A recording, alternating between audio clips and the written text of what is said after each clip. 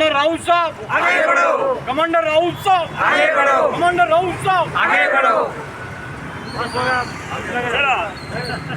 एक मिनिट आजचा आपला जो आंदोलन आहे संपूर्ण भारतामध्ये 13 तारखेपासून 15 तारखेपर्यंत अशा प्रकारचं आंदोलन कमिशनर ऑफिस आणि कलेक्टर ऑफिसवर चालू आहे।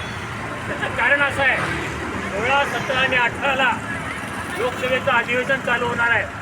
त्या अधिवेशनामध्ये आपली मागणी सरकारनं मंजूर करायला पाहिजे यासाठी सगळीकडे असे निवेदन चालू आहे।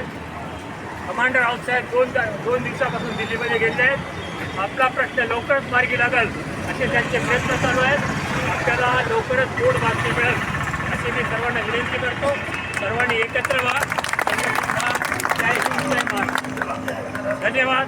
यानंतर कलेक्टर साहेबांना निवेदन देण्यात आहे। कलेक्टर साहेबांच्या मार्फत मान्य